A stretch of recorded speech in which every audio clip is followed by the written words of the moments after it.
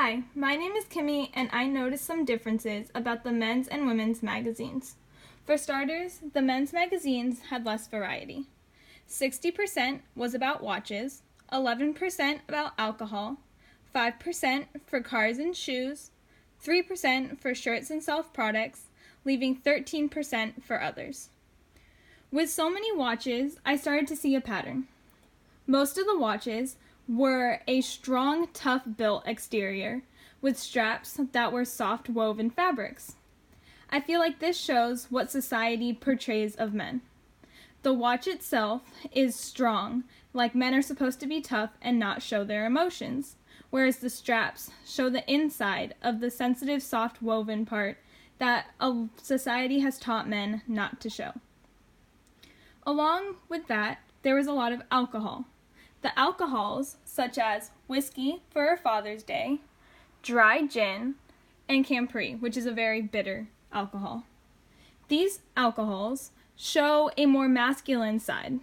It's always noticed that a female's drink is more of a mixed drink, it's sweeter, it's not just hard alcohol. Whereas for men, the whiskey and the gin and the bitter ones show a more masculine side.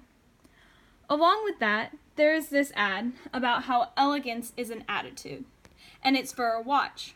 It goes to show that men are all about wealth and gaining wealth and using what they make to accessorize themselves, like a watch. Men will buy a fancy watch to show their success, and it also shows a certain personality about themselves. Like elegance, it's an attitude. How men can be elegant and show themselves through a simple accessory as a watch. One more thing that I noticed about the men's magazines is their model's age. In this model, you can see some wrinkles, but not as much as in this one. Men aren't held to that perfection that women are. Like, for these women, you have perfect, flawless skin, not a single blemish other than freckles. And even in this nail polish advertisement, it is still perfect teeth and perfect skin complexion with no blemishes because females have to be perfect. There was a lot more variety for the female magazine.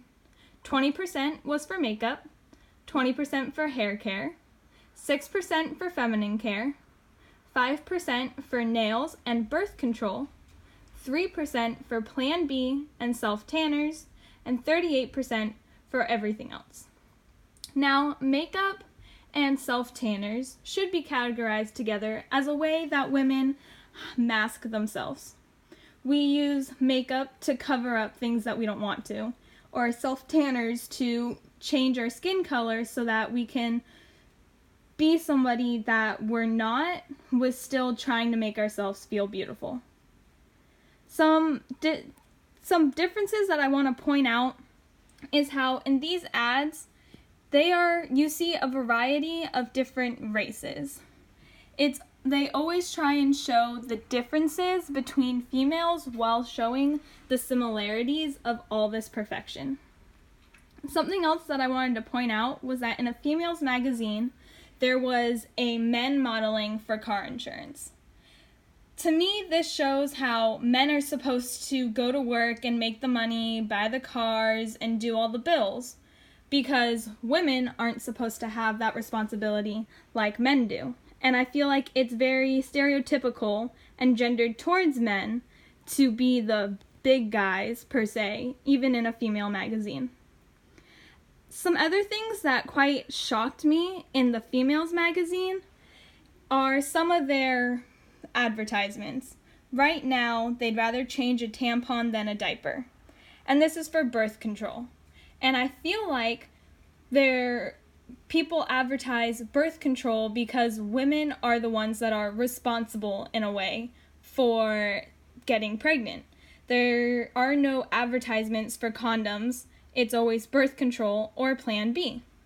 And so I feel like society is saying that women are the ones that are responsible for getting pregnant and having the kid, whereas the guy can focus more on going to work and making money so that he can afford these watches and these alcohols to make himself more manly. Something else that surprised me about the female magazine was this ad for the future of cheating.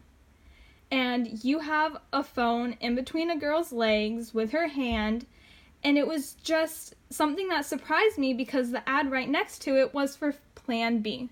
When my birth control plan doesn't go as planned, I got Plan B one step. It's kind of shocking that you wouldn't see this kind of ad in a men's magazine. We see this ad only in a female magazine, trying to say that females are the cheaters and we're the ones that are responsible for the kids. Overall, there were some similarities between the two. Both magazines were altered towards what society views for each gender, and I feel like each one was tethered towards one beauty and one masculinity, rather than showing how each gender can be free to choose what it is that they want.